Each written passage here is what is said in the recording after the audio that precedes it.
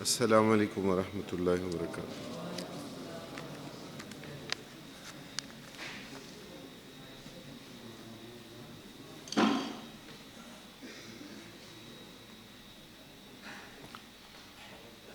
الحمد لله رب العالمين والصلاة والسلام على سيدنا ومولانا محمد وعلى آله وأصحابه أجمعين.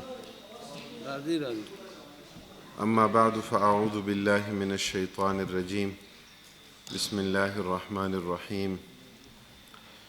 يا أيها الناس اتقوا ربكم الذي خلقكم من نفس واحدة وخلق منها زوجها وبث منهما رجالا كثيرا ونساء واتقوا الله الذي تساءلون به والأرحام إن الله كان عليكم رقيبا.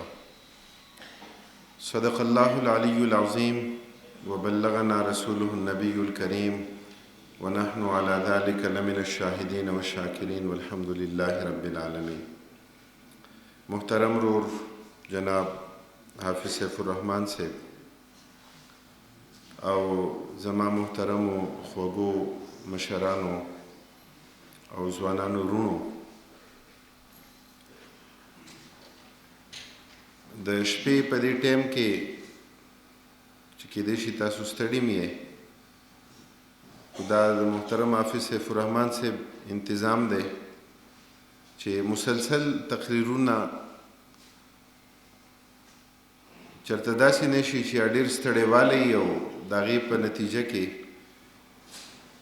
خبره اورېدو او د خبرې پوهېدو په لاره کې څه رکاوټ جوړ شي.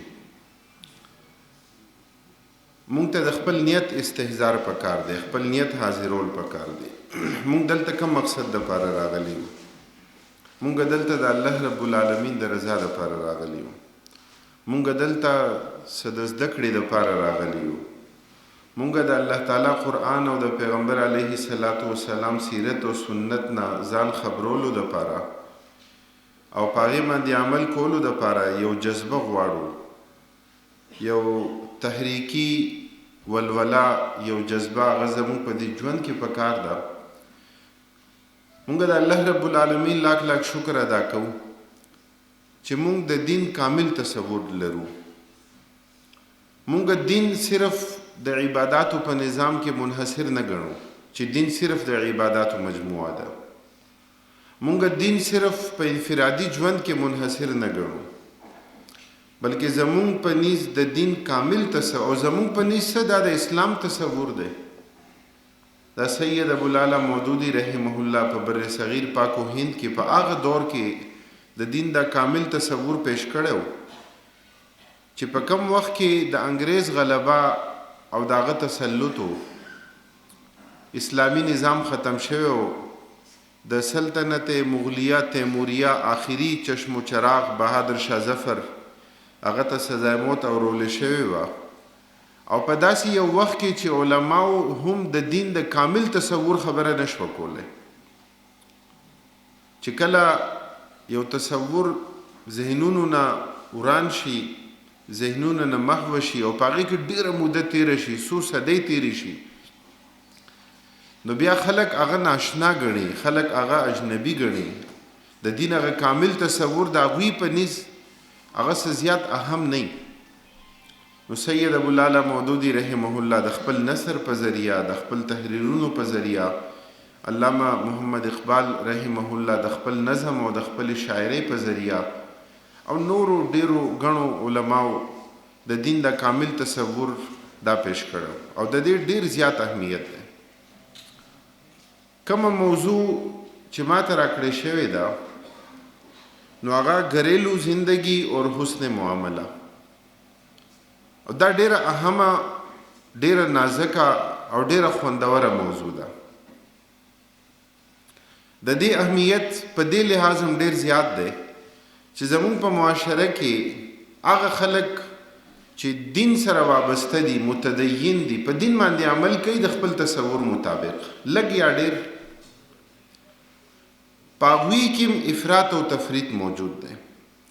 په هغوی کې بعضې کسان داسې دي چې د هغوی ډیره زیاته توجه هغه خپل کور طرف ته ده او کور نه علاوه کور نه ماسیوا د بچو او د کور والا سره ژوند تیرولو نه ماسیوا د هغه د ژوند بل یو مقصد بل یو نسب العین د هغه د ژوند نه بس د هغه شپه ورځ په دغه کې تیریږي چې څنګه د خپلو بچو دپاره د رزق او د روټۍ انتظام وکړي او څنګه یو ښایسته خوشګوار یو ژوند په خپل کور کې تیر کړي. دین علاوه یو اهم نسب العین او یو لوی مقصد او د دین د غلبې یو سوچ او فکر دا د هغه په ذهن کې نه. علامہ اقبال رحمه الله فرمائی تو رہ نورد شوق ہے منزل نہ کر قبول لیلا بھی ہم نشیں ہو تو محمل نہ کر قبول. علامہ اقبال رحمه الله هغه خلکو د پاره دا خبره ذکر کړې ده. او دویم تصور په خلکو کې د افراط او تفریط هغه دویم کیفیت هغه دین سره وابسته هغه خلک دي چې خپل کور طرف ته بالکل توجه نه ورکوي. دا غوی دا خیالي چې موږ د دین کار کوو موږ د دین خدمت کوو او موږ د دین د غلبې دپاره منډې ترړې وو زموږ ټولې سرګرمیانې د دې دپاره دي نو بس دا خبره کافي ده او کور طرف ته توجه ورکول نه دي پکار.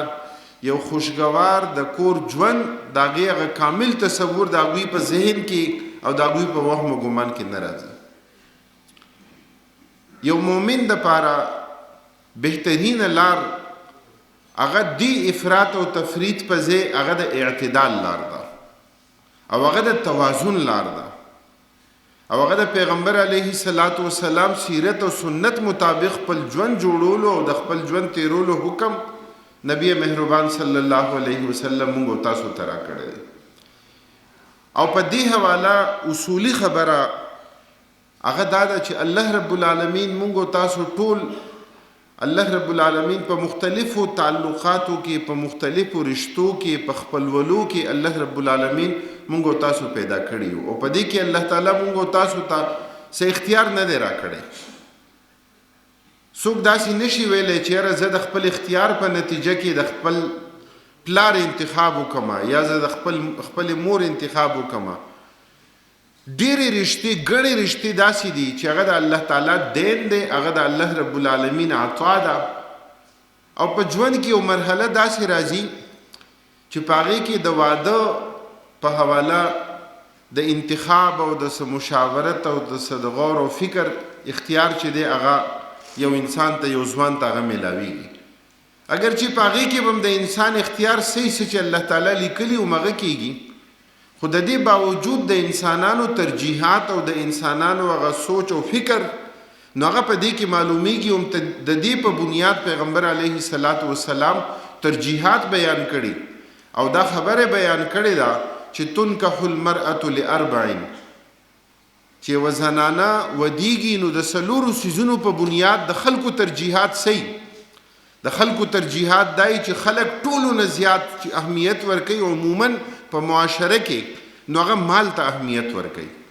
داسې کورنۍ ته اهمیت ورکوي چې د هغوی بینک بیلنس او جایداد ډیري چې هغوی سره مال او دولت ډیري او د خلکو په ترجیحاتو کې دویم نمبر پیغمبر علیه الصلاۃ والسلام چې دا خبره بیان کړې ده چې خلک څه ته ګوري ځوانان څه شی مد نظر ساتي نو فرمایي لمالها ولجمالها ولحسبها ولدینها جمال او خایست.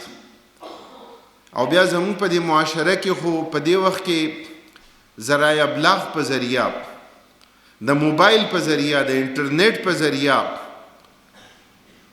د فحاشۍ او عریانۍ د دې تهذیب په ذریعہ د ځوانانو په ذهنونو کې یو ځان یو آیډیل یو تصور موجود دی او چې کله مونږ د یوې رشتې د غوښتو دپاره یا د کتو دپاره عموماً زموږ په معاشره کې چې کله مشران ځي نو د یو پلار د یو زوی د پلار په حیثیت باندې سوچ کوي د یو لور د پلار په حیثیت باندې سوچ کلم نه کوي. ترجیحات د خلکو په ذهنونو کې یو آیډیل تصور د ټلویزیون د سکرین په نتیجه کې د ګلوکارانو او د ګلوکارانو هغه تصور په نتیجه کې او د اداکارانو هغه تصور په نتیجه کې د خلکو ترجیحات هغه بدلی. پیغمبر علیه الصلاۃ والسلام ځکه فرمایي چې خلک مال او دولت ته اهمیت ورکوي، خلک حسن او جمال ته اهمیت ورکوي. فرمایي چې خلک حسب نسب او برادری ته او قبیلې ته خلک اهمیت ورکوي، او د خلکو په ترجیحاتو کې په ټولو کې اخر کې که نمبر راځي نو هغه د دین راځي. او نبی مهربان صلی الله علیه وسلم فرمایي متوجه کوي مونږ او تاسو چې ستاسو لاسونه دې په خاورو باندې ککړ شي، دین والو ته ترجیح ورکوي. پرشته کې ټولو نه زیات اهمیت د مال او دولت نم زیات، د ښایست او د جمال نم زیات، د حسب نسب او د قبیلې او د برادرۍ نم زیات هغه د دین په بنیاد باندې رشته کول. پیغمبر علیه الصلاۃ والسلام د دې حکم ورکړی. نو اسلام د اجتماعیت دین دی، اسلام د انفرادیت دین نه دی، اسلام د رهبانیت دین نه دی. اسلام مونږ تاسو ته د انتشار او د افتراق او ځان له د ژوند تیرولو د تجرد بغیر د واده نه د ژوند تیرولو حکم مونږ تاسو ته نه راکوي. نبی مهربان صلی الله علیه وسلم څومره ترغیبات دي د ځوانانو په ټولګي باندې پیغمبر علیه الصلاۃ والسلام تیرېدو نو وی فرمایل چې یا معشر الشباب من استطاع منكم الباءة فليتزوج فإنه أغض للبصر وأحسن للفرج. نبی کریم صلی الله علیه وسلم فرمایي چې اے د نوجوانانو ټولګي او جماعت په تاسو کې چې څوک هم د نکاح استطاعت لري نو هغه د نکاح وکړي، هغه د واده وکړي. فرمایي چې دا ستاسو د نظر د حفاظت دپاره هم ضروري او ستاسو د شرمګاه د حفاظت دپاره هم دا نکاح ضروري ده. نبی مهربان صلی الله علیه وسلم کور ته تشریف راوړو نو ازواج مطهراتو تذکره وکړه چې 3 صحابه کرام رضوان الله علیهم مجمعین راغلیو او هغوی د پیغمبر علیه الصلاۃ والسلام د عبادت معمول په باره کې، معمولاتو په باره کې تپوس وکړو چې نبی مهربان صلی الله علیه وسلم د شپې څومره عبادت کوي، روژه کله کله نیسي، په کومه ورځ باندې روژه نیسي، او بیا په خپلو کې هغوی خبرې اترې وکړي، په خپلو کې هم کلام شو. نو هغوی دا ووایي چې نبی مهربان صلی الله علیه وسلم ته خو د ډیر زیات عبادت ضرورت نشته ځکه هغه خو الله رب العالمین طرف نه بخښل شوی دی. نو یو صحابي ځوان دا خبره وکړه چې زه به ټوله شپه زه به د الله تعالی عبادت کوم، زه به په شپه کې آرام نه کوم، شب بیداري همیشه به زه شب بیداري کوم. او بل صحابي رسول دا فرمایي چې زه نکاح نه کوم، واده نه کوم، زه به همیشه بغیر د واده نه ژوند تیروم، زه به د الله تعالی عبادت کوم. او دریم صحابي دا فرمایي چې زه به صائم الدهر یم، زه به همیشه روژه نیسم، زه به کلم روژه نه قضا کوم، هر ورځ به روژه نیسم. نبی مهربان صلی الله علیه وسلم په مجلس کې چې کله دا خبره وشوه نو پیغمبر علیه الصلاۃ والسلام په مسجد کې خطاب وفرمایلو او په هغې کې دا خبره وکړه نبی کریم صلی الله علیه وسلم چې زه تاسو ټولو نه زیات تقوا والا یم، انی لاتقاکم، زه په تاسو ټولو کې زیات د الله رب العالمین عبادت کوونکی، د دین په احکامو باندې د پیغمبر نه زیات څوک هم خبر نه. د الله رب العالمین عبادت او اطاعت او د تقوا اصل مصداق د وخت د پیغمبر نه زیات دغه امتی نشي کېدی.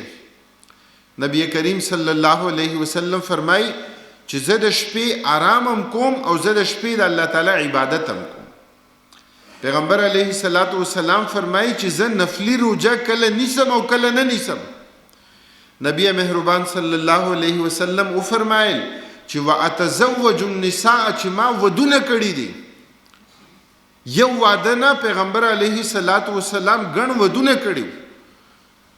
او دا خبره نبی مهربان صلی الله علیه وسلم کول شوه ځکه چې هغه کامل او اکمل و، ځکه چې هغه داغه ژوند او داغه سیرت الله تعالی په قرآن کریم کې داغه په باره کې فرمایي چې لقد کان لکم فی رسول الله اسوة حسنه، یو بهترین نمونه د رشد او د هدایت یو منبع او سرچشمه هغه د پیغمبر علیه الصلاۃ والسلام ژوند او داغه سیرت، او هغه په ځای پیغمبر علیه الصلاۃ والسلام دا خبره کولی شي چې خیرکم خیرکم لاهله وانا خیرکم لاهلی.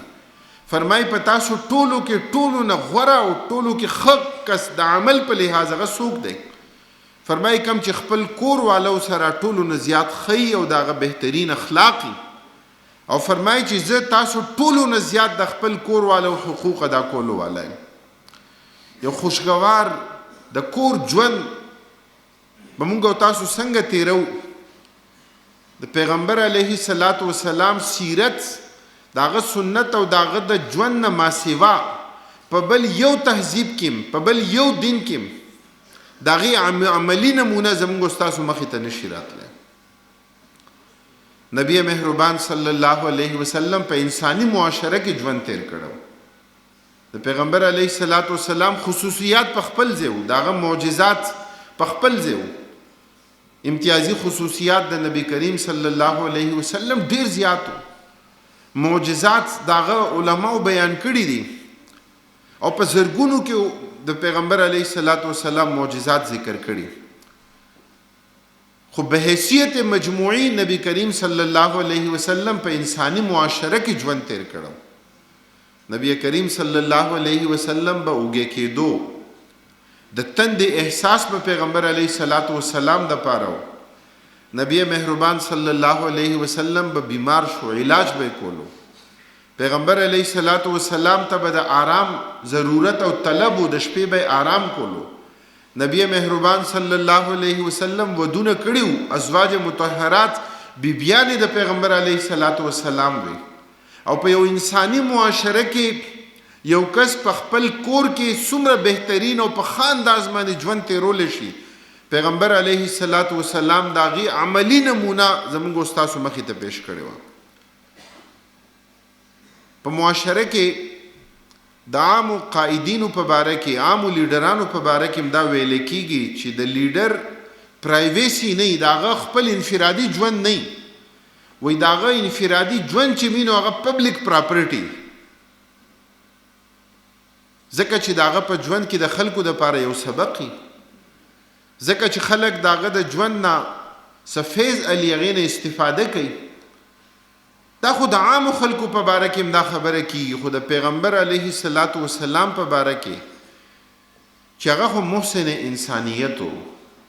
پیغمبر علیه الصلاۃ والسلام بلا شبه بعد از خدا بزرگ توی قصه مختصر چې د الله تعالی نه پس د ادب او د احترام لوړ مقام او چته درجه هغه که د چا کېدی شي هغه د نبی مهربان صلی الله علیه وسلم درجه او دا دغه رتبه ده.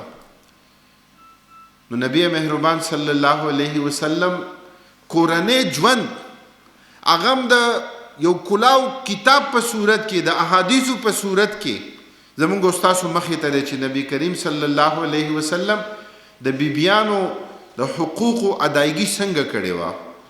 یو بهترین خوشګوار د کور ژوند پیغمبر علیه الصلاۃ والسلام څنګه تیر کړو. نبی مهربان صلی الله علیه وسلم حضرت عائشہ صدیقہ رضی الله تعالی عنها سره او نورو بیبیانو سره څومره بے تکلفي وه. ډیر ګڼ داسې واقعات دي چې هغه عموما عامو خلکو په مخ کې هغه نه بیانېږي. نبی مهربان صلی الله علیه وسلم ازواج مطهرات سره د مینې او د محبت او د هغوی د حقوقو د ادایګۍ یو بهترین تصور او یو کامل تصور نبی کریم صلی الله علیه وسلم پیش کړو. تاسو اندازه لګولی شئ چې د احادیثو په کتابونو کې هغه واقعات هم تفصیل سره موجود دي چې کله پیغمبر علیه الصلاۃ والسلام اوبس کی نو په جام کې کم ځای نه چې پیغمبر علیه الصلاۃ والسلام اوبس کلي بی عایشه هم هغه ځای نه اوبس کی. پیغمبر علیه الصلاۃ والسلام په خپله خوله مبارکه کې مسواک واله د غاښونه یې صفا کړي، بی عایشه هغه مسواک استعمالی. د محبت هغه کامل تصور نبی مهربان صلی الله علیه وسلم چې څه خوري اډوکې د غوښه ورپورې د پیغمبر علیه الصلاۃ والسلام هغه خوري، بی عایشه هغې نه خوري. دومره محبت او دومره مینه وه. نبی کریم صلی الله علیه وسلم یو ځل حضرت عائشہ صدیقه رضی الله تعالی عنها ام المؤمنین هغې ته وفرمایل، وایي چې کله ته مانه خوشحاله او رضا یې او کله رانه لږه خپای نو وایي زه پوهېږم په هغه کیفیت باندې. نو بیبي عایشې تپوس وکړو چې یا رسول الله صلی الله علیه وسلم چې څنګه څه کیفیت دي، تاسو کمې خبرې نه اندازه لګوئ او تاسو ته احساس کیږي.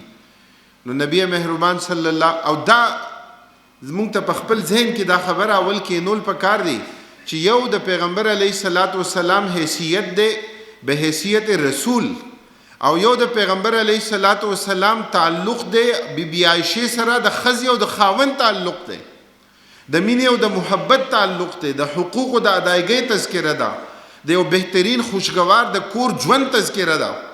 او په دې کې زمونږ ستاسو دپاره او د ټولو انسانانو دپاره په دې کې یو بهترین درس او بهترین سبق دی. نو نبی مهربان صلی الله علیه وسلم وفرمایل چې کله ته خوشحاله او رضای نو چې کله قسم خوري نو ته داسې خبره کې چې فلا ورب محمد صلی الله علیه وسلم، چې نه د محمد صلی الله علیه وسلم پر رب دې زما قسمی. او چې کله دې زړه کې صحیح یا د رضا او د خوشحالۍ هغه کیفیت نه نو بیا څنګه قسم خوري؟ نو بیا دا وی چې فلا ورب ابراهیم، چې نه د ابراهیم علیه السلام پر رب دې زما قسمی، رب خو د دواړو یو دی. نو حضرت عائشہ صدیقہ رضی الله تعالی عنها وفرمایل و یا رسول الله صلی الله علیه وسلم وی زکه په خلا ستاسو نوم نه ملم، خو د دې باوجود وی زما په زړه کې ستاسو مینا هغه موجودی. کله وقتی کیفیت که داسې راشي هغه بیا خبره ده، خو په زړه کې مې مینا او محبت هغه جذبات معجزه ني، په هغې کې کمی نه راځي. پیغمبر علیه الصلاۃ والسلام یو ځل حضرت عمر بن عاص رضی الله تعالی عنہ ته وفرمایل وی تیاری وکړه او زه د یو جنگي مهم دپاره لیږم. نو حضرت عمر بن عاص رضی الله تعالی عنہ را روان شو، خو په دې لاره کې سوچ وکړو چې صحابه کرام رضوان الله علیهم مجمعین خو نورم دي. نو نبی کریم صلی الله علیه وسلم ما ته دا حکم راکوي او یو خاص جنگي مهم ته ما لیږي، نو ما سره ډیره مینه ده، ډیره مینه ده. صحابه کرام رضوان الله علیهم مجمعین مجموعي دا کیفیتو چې پیغمبر علیه الصلاۃ والسلام دا غوی محبوبه مو او د پیغمبر علیه الصلاۃ والسلام د پاره د محبت جذبات دا غوی په زړونو کې مو محبین مو او دا احساس مو چې مونږ خپل محبوبین د پیغمبر علیه الصلاۃ والسلام د پاره یو، مونږ مینه محبت لرو او هغه مونږ سره مینه کوي. یو ډیر بهترین تعلق. نو لارې نه را واپس شو حضرت عمر بن عاص رضی الله تعالی چې تیاری خو به وکم جنگي مهم ته چې چرته ملیږي هلته خو به ځم، خو لارې نه را واپس شو، دوباره رالو کېناستو پیغمبر علیه الصلاۃ والسلام ته مخې ته. نو یا رسول الله صلی الله علیه وسلم من احب الناس الیک، چې ټولو نه زیات ستاسو څوک خوښ دي؟ نو نبی کریم صلی الله علیه وسلم وفرمایل چې عائشه. ټولو نه زیاته مینه مې چا سره ده؟ حضرت عائشہ صدیقہ رضی الله تعالی عنها سره. نو هغه وفرمایل وی نه، وی زما دا مطلب نه و، ظاهره خبره ده کور سره او خپلې بیبي سره مینه محبت او تعلق خو به یې خواخو د صحابو ترتیب او د هغې په باره کې تپوس کولو. نو حضرت عمر بن عاص رضی الله تعالی عنہ فرمایل چې ثم من، چې هغې نه پس مینه او محبت مو چا سره ډېر زیات دی؟ نو پیغمبر علیه الصلاۃ والسلام وفرمایل ابوها، چا سره؟ د حضرت عائشې پلار سره، حضرت ابوبکر صدیق رضی الله تعالی عنہ. بیا یې تپوس وکړو چې بیا نور چا سره؟ وایي حضرت عمر رضی الله تعالی عنہ. حضرت عمر بن عاص رضی الله تعالی عنہ فرمایي چې زما په زړه کې دا تسلی خو موجود وه چې د محبوبینو په دې فهرست کې زما نوم شامل دی. اوس په هغه ترتیب کې په کم نمبر کې دا بیا خبره ده، خو د پیغمبر علیه الصلاۃ والسلام مینا او دغه محبت خپلو صحابو سره ډیر زیاتو. په معاشره کې د اصلاح دپاره د خیرخواهۍ دپاره نبی کریم صلی الله علیه وسلم ډیر بهترین کردار ادا کړو، بهترین تربیت د ځوانانو کړو. نو حضرت عائشہ صدیقہ رضی الله تعالی عنها مختلف واقعات هغې بیان کړي.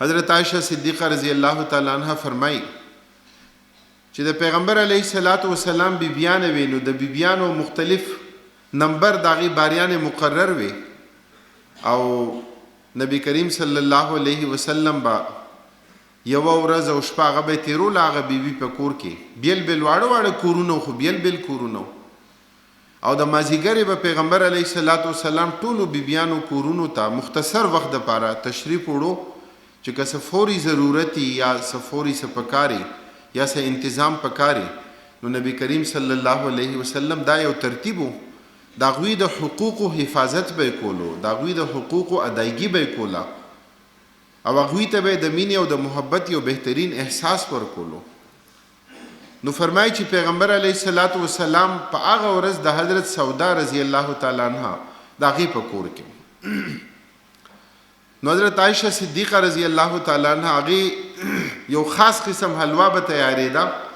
او هغه د پیغمبر علیه الصلاۃ والسلام خوخه نو هغه تیار کا او آلته ورله د حضرت سودا رضی الله تعالی عنها کور ته نو هغه پیش کا نو بیبی عائشہ کې ناستا حضرت سودا رضی الله تعالی عنها غم ناستا او پیغمبر علیه الصلاۃ والسلام هم ناستا نو نبی کریم صلی الله علیه وسلم غالوا خپلم خوړه بیبی عائشہ ته مو حضرت سودا رضی الله تعالی عنها ته وی ته مخره حضرت سودا رضی الله تعالی عنها هغه په دې باندې لګه خپوا چې د پیغمبر علیه الصلاۃ والسلام د نننې ورځ د زما په کور کې دا نو بیبی عائشہ ته څه ضرورت و چې دی حلوا پخه کا او دای دلته راوړه نو په دې د دې احساس پیش نظر د دې په وجه حضرت سودا رضی الله تعالی عنها غینا س خوراک نه کولو نه خوړه نو حضرت عائشہ صدیقہ رضی الله تعالی عنها په هغه موقع د هغه خپلو کې بے تکلفي چې څنګه وا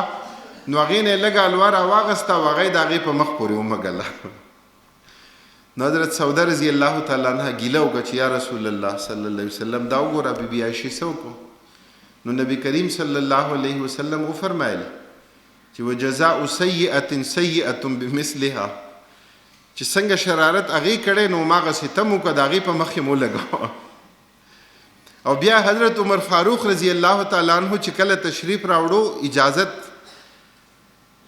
چې حضرت عمر فاروق رضی الله تعالی عنہ راتلل غواړي نو بیا نبی کریم صلی الله علیه وسلم دواړو ته داوي چې د خپل مخ وینځي دا صفا کوي ډیره به تکلفي او یو بهترین خوشگوار د کور ژوند نن خو عموما زموږ په معاشره کې مونږ انساني معاشره کې اوسېږو عام طور سره او دا انساني نفسیات دي که یو کس ډیر ځان باتور حساب کی چې زه ډیر نرم او ډیر باتور ما او ما د خپل کور زنانه خپل بیبي ما ډیره کنټرول ساتلې ده نو دا خبره په ممکناتو کې نه داغي بنیادی وجه ده بنیادی وجه سره ده سړی نفسیات په ډیرو حوالو هغه بدل دی او د خزي نفسیات هغه بدل دي په ډیرو سيزونو کې د خزي د کار دایره هغه بیل ده او د سړی د کار دایره هغه بیل ده په ډیرو سيزونو کې الله رب العالمین تسکین او الله تعالی خوشحالي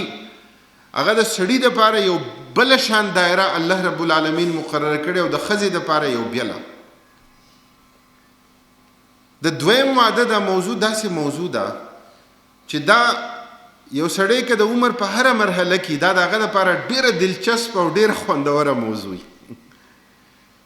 که څوک ډیره مشري خو دا بیا خبره ده چې په کور کې ذکر نشي کولی څوک ما یو ځل په جمعات کې جامع مسجد کې سید مودود انسټیټیوټ جمعات د التزه جمعې خطبه ورکوم نو ماته څه کسانو ذکر وکړو چې په دې گاوند کې داسې مسائل جوړ دي او څه طلاق طرف ته خبرې روانې دي او څه خله طرف ته خبرې الله تعالی دې معافي وکړي نو په معاشره کې دا بګاړه او انتشار ډیر زیات دی په خیبر پختونخوا کې نسبتاً کم دی خیبر پختونخوا کې خاندانی نظام الحمدلله وسم نسبتاً محفوظ دی او مستحکم دی د نورو صوبو تاسو ته اندازه نشته تاسو د دې خبرې احساس نشئ کولای چې د خاندانی نظام د مورچا څومره کمزوري شوی ده ځکه تاسو ته صرف د لاهور اعداد و شمار پیش کم تاسو به حیران شئ چې دلته د طلاق شرح هم زیاته شوې، خو د طلاق نه زیاته د خله شره زیاته شوې چې زنانه خپلو خاوندانو سره ګزاره نه کوي. فیملی کورټس کې مسائل دومره ډیر دي د حد نه زیات، او ورځ په ورځ په دې کې اضافه کوي، او په دې کې ډیر ګڼ وجوهات دي. خاندانی نظام، جوائنٹ فیملی سسٹم متاثر دی. د ذرایع ابلاغ په نتیجه کې یو ماډرنیزم، یو پوسٹ ماډرنیزم داسې یو تصور د خلکو په ذهنونو کې راغلی، دا د شانه بشانه تحریک چې زنانه دیم کار کوي، سړی دیم په ډیوټي وځي او زنانه دیم کار کوي، او بیا د هغې په نتیجه کې هغه کور مستحکم او برقرار نشي پاتې کېدی. ځکه الله رب العالمین بنیادی حکمت چې د نکاح او د خاندان کم بیان کړي، نو هغه دا خبره ذکر کړې ده چې لتسکنو الیها، دا ښځه چې کله په کور کې او دا د کور ملکۍ او دې ته په کور کې مکمل اختیار حاصلي، د کور دا اداره دا ډیره لوی او ډیره غټه اداره ده. د ماشومانو تربیت دا څه معمولي وړوکی کار نه دی. د سړي دپاره د بهر دایره ده، بهر کار دی د سړي دپاره. نو د جمعې په خطبه کې ما دا خبره بیان کا او ډیره په تفصیل می بیان کا چې خوشګوار ګریلو ژوند هغه څنګه کېدی شي، او په سیرت کې د هغې دپاره زموږ دپاره بهترین مثالونه څه دي. او بیا دا خبره مې ضمناً ذکر کا چې نن زموږ په معاشره کې د مغربي تهذیب زیر اثر د هغې په وجه د دویم واده نوم بدنام دی.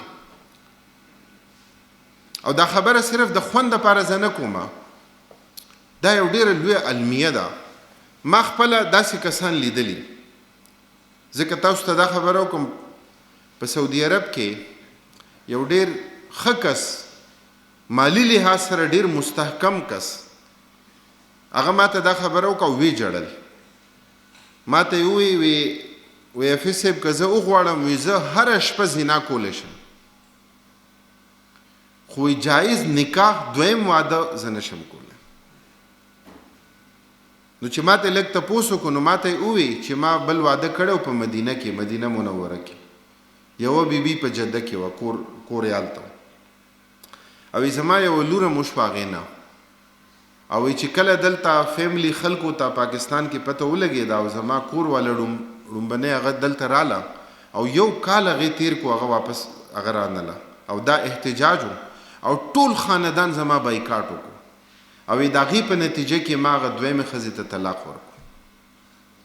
او دا خبره یې ما ته ذکر که، خپله یې راته وویل که چې زه وغواړم، وی زه هره شپه زنا کولی شم، خو جایز نکاح بیا هغه زه نشم کولی.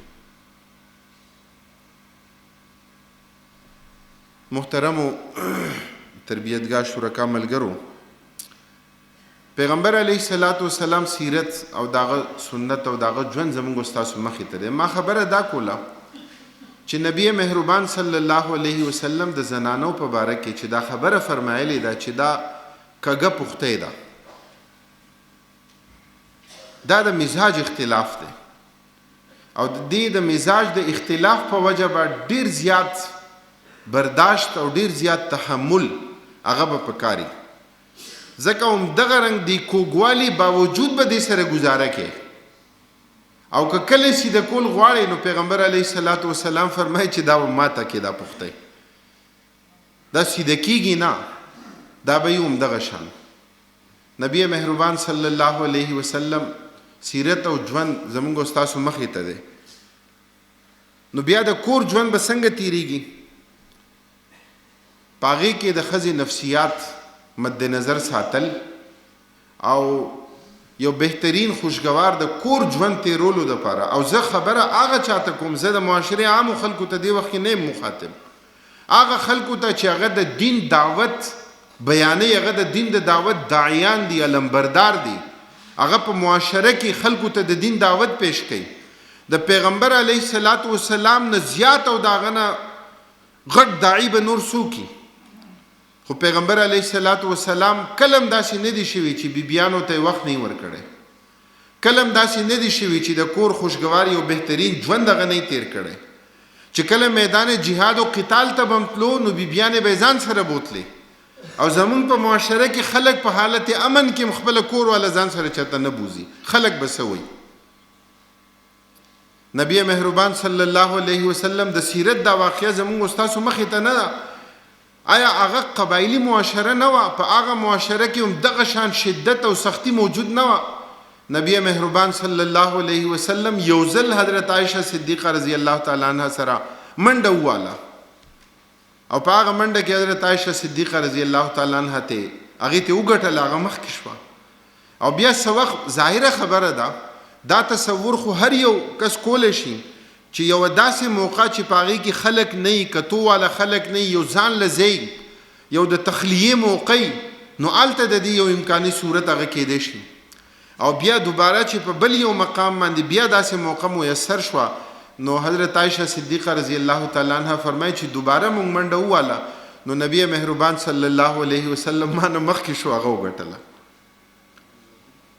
حضرت عایشه صدیقه رضی الله تعالی عنها فرمایي وایي چې مسجد نبوي ته د حبشې څه خلک راغلي و، هغوی جنگي کرتب خولو، مختلف جنگي کرتب. او ډیر ټیم حضرت عایشه رضی الله تعالی عنها فرمایي چې زما زړه وشو چې زه دا وګورم. نو فرمایي چې پیغمبر علیه الصلاة والسلام د حضرت عایشې په حجره کې ودرېدو او په داسې کیفیت کې ودرېدو چې حضرت عایشه صدیقه رضی الله تعالی عنها فرمایي چې زه پیغمبر علیه الصلاة والسلام نه شاته ودرېدم او د پیغمبر علیه الصلاة والسلام دا اوږه مبارک او غوږ مبارک فرمایي چې د دې په منځ کې چې کوم ځای میسر و، مطلب دا چې کم خلق موجود و هغې کې چاته هم دا احساس نه کېدو چې پیغمبر علیه الصلاة والسلام سره شاته بیبي عایشه ولاړه ده. او بیبي عایشې مسلسل هغه هر څه کته. نبی مهربان صلی الله علیه وسلم ورته وفرمیل چې بس دی؟ نو بیبي عایشه فرمایي چې نه ودرېږه الله زه نورم ګورم.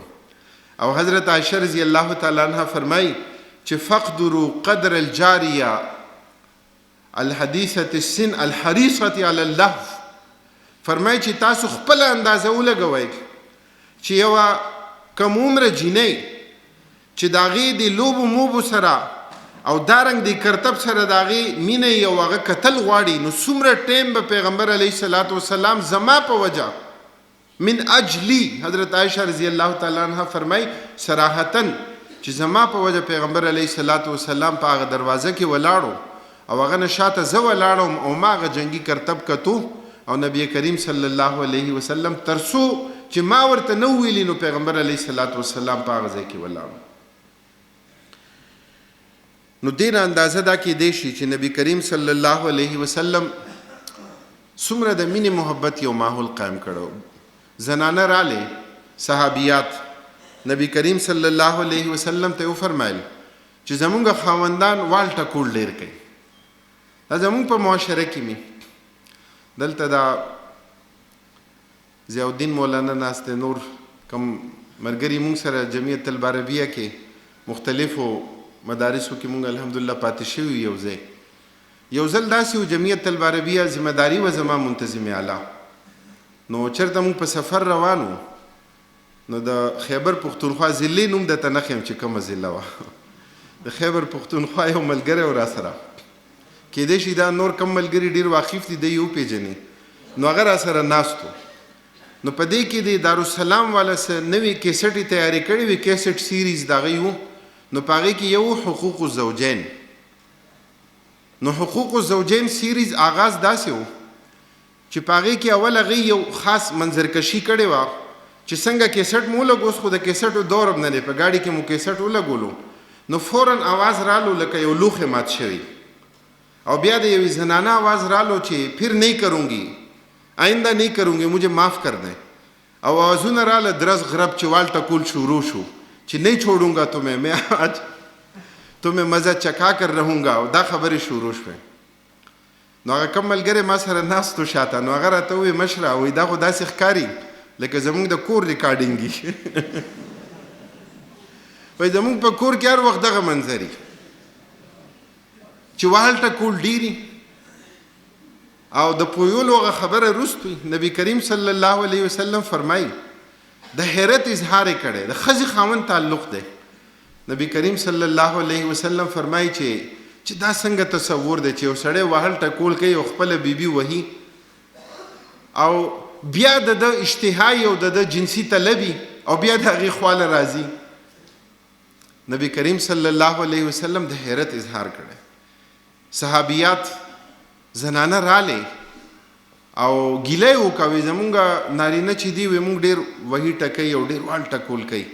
نبی کریم صلی الله علیه وسلم سو فرمایل چې لیس اولئک بخیارکم، چې دا په تاسو کې غوره خلک نه دي، دا وال ټکول کولو والا دا غوره خلک نه دي. ځکه الله رب العالمین په قرآن کریم کې 3 مدارج ذکر کړي. زمونږ خو کله بلډ پریشر های شي نو بیا هغه مدارجو ته او درجه بندۍ ته او ترتیب ته نه ګورو.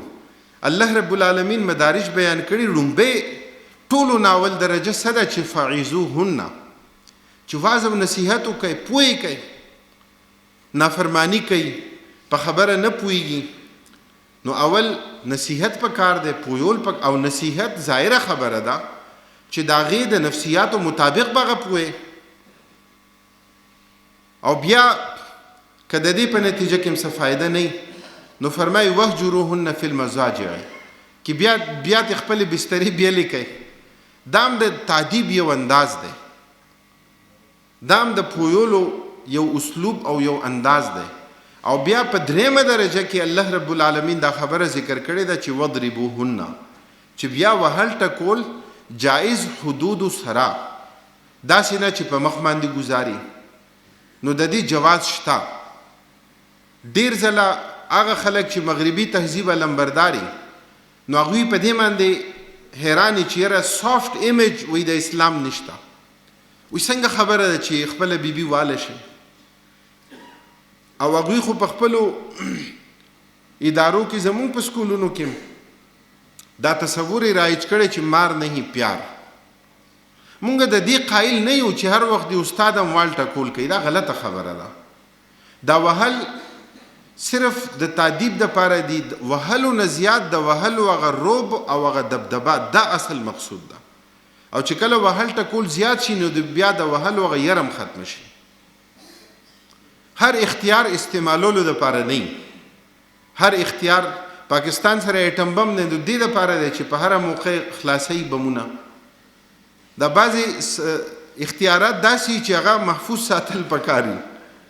نو دا وهل ټکول چې دي دا هم داسې اختیار دی چې دا محفوظ ساتل پکار دی. وهلو نه زیات هغه روب او د هغې هغه دبدبه او هغه اثر چې کم دی نو دا ډېر زیات کارآمد دی او ډېر زیات مؤثر دی. نو نبی مهربان صلی الله علیه وسلم مدارج بیان کړي. فعظوهن وهجروهن فی المضاجع وضربوا. ما نه یو ځل چا تپوس وکړو ویره دا وهل څنګه جایز دی؟ نو ما ورته ووایي ځکه چې په وهلو کې شر کم دی، فتنه کمه ده. خو که بالفرض دا نکاح ختمه شوه، که بالفرض طلاق طرف ته نتیجه لاړه یا خله طرف ته نتیجه لاړه نو هغه زیات غټ شر دی. شیطان د ټولو نه زیات په کومه خبره باندې خوشحالیږي چې کله د ښځې خاوند په منځ کې تفریق پیدا شي. نبی مهربان صلی الله علیه وسلم حدیث بیان کړی چې ابلیس خپل مجلس سجاو کړو او داغه ایجنټان او داغه شاگردان هغه موجود واړه شیطانان او هر یو خپل رپورټ پیش کولو. نو یو شیطان پکې دا وایي چې زه مسلسل ښځې خاوند پسې لګېدلی وم حتی فرقت بینهما، د هغوی په منځ کې مې جدایي واچوله. نو ابلیس را پاسېدو او هغه ځان ته راجوخ کو، ورغاړه وتو او هغه ته یې ووایي چې نعم الابن انت، چې ته زما څومره ښه بچی، څومره غټ کار دی وکړو، څومره غټه کارنامه دی وکړه چې د ښځې او د خاوند په منځ کې دی جدایي واچوله، د هغې په منځ کې دی تفریق راوستو. نو په دې باندې شیطان ډېر زیات خوشحالیږي. نبی کریم صلی الله علیه وسلم فرمایي چې په خپله ښځه کې په خپله بیبي کې یو عادت که ستا خوښ نه نو کیدای شي په هغې کې به نور داسې عادتونه چې هغه به ستا خوښ وي. یو آیډیل تصور، یو کامل او اکمل تصور په دې دنیا کې نشي کېدی. انشاءالله په آخرت کې به نبی کریم صلی الله علیه وسلم په خپل حدیث کې د یو بهترین ښځې یو بهترین زنانه فرایض بیان کړي. هغه زه بیانوم خپله موضوع په دې خبره باندې ختموم. نبی کریم صلی الله علیه وسلم فرمایي چې ان امرها اطاعته، چې خاوند که خپلې بیبي ته حکم ورکړي نو هغه به اطاعت کوي، هغه خبره ومني. فرمای و ان نظر الیها سرته چې کله ورته وګوري نو دا ډیره یو لطیف جمله ده په دې کتو کې هغه د ښځې کیفیت داسې چې دا خاوند خوشحاله شي و ان نظر الیها سرته او فرمای و ان اقسم علیها ابرته فرمای چې که سړی د خپل ښځې په باره کې قسم وخوري چې زما د قسم په الله چې زما دا بیبي به دا کار نه کوي یو بهترینه زنانه او بهترینه ښځه هغه ده چې د خپل خاوند دغه قسم لاج وساتي او هغه پوره کړي او هغه په دې کې مختورن نه کړي فرمایي و ان غاب عنها نصحته فی نفسها و ماله چې که خاوند موجود نه نو هغه د خاوند د مال په باره کې خیرخواهي لري او د خپل ځان په باره کې کلم خیانت نه کوي د خپل خاوند دپاره وفادار دی